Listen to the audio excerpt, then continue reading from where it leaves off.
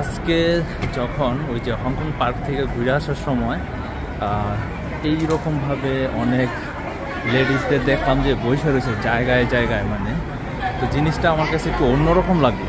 ঘটনা কী রে বাবা, যে পুরোটা রাস্তা জুইরা মানে প্রায় 10 থেকে 15 মিনিট হাঁটতেছি স্টেশনের পাশে, মানে এইভাবে মানে দেখতে কেমন অদ্ভুত লাগে আর কি। যারা জানে না বিষয়টা, আসলে আমি বলার আগে আপনারা চিন্তা কইরা দেখেন তো আসলে এইভাবে বসে থাকার কারণ কি, অথবা কেন এইভাবে বসে রয়েছে। অনেক সময় দুষ্টামির ছলো খারাপ কিছু চিন্তা ভাবনা চলে আসে। এরা কি আসলে মানে অন্য মানে বাজে কাজ করে এরকম কিছু, না ওনাদের উদ্দেশ্য খারাপ, বিষয়টা কেমন।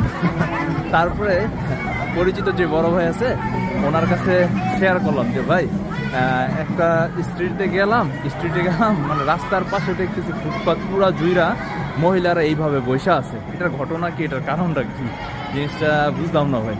তখন উনি বললো আজকে রবিবার তো দেখা যাচ্ছে ফিলিপাইনি যে মহিলারা আছে, ফিলিপাইনি, ইন্দোনেশিয়ানি এবং ভিয়েতনাম, ওনারা নাকি এইভাবে আড্ডা দেয়। তো পুরো রাস্তা জুইরা আপনারা আসলে না দেখলে বুঝতে পারবেন না। এই জায়গায় ট্রাফিক মানে না, দেখি যে সবাই এমনি এমনি হাইটে চলে যায়। তো দেখেন মানে ওনাদের আড্ডা দেওয়ার অবস্থা। আসার সময় দেখলাম যে সেম মানে 5-7জন মিলে গোল করে আড্ডা দিতেছে, কার্ড খেলতেছে, খাবার দাবার নিয়ে আসছে, মানে এক ধরনের পিকনিক টাইপের আর কি।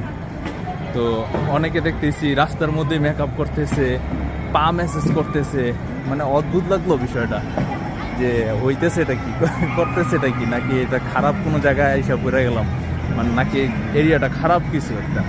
তো প্রথমে এরকম মনে হয়েছিল, যখন বড় ভাইয়ের সাথে বললাম তখন বিষয়টা ক্লিয়ার হইলো যে না, ওনারা আসলে রবিবার দিন অফ থাকলে এই জায়গাটা পুরা ওনারা মানে পিকনিক টাইপের একটা আয়োজন অথবা এরকম করে, গান গাইতেছে, নাচতেছে, পুরোটা রাস্তা জুড়ে, পুরোটা এরিয়া জুড়ে ওনারা এইরকম অবস্থা। জানি না আমার ক্যামেরা কতটুকু আসতেছে, আপনারা দেখলেই বুঝতে পারবেন। এই পুরাটা এরিয়া জুড়েই হচ্ছে এই অবস্থা ওনাদের।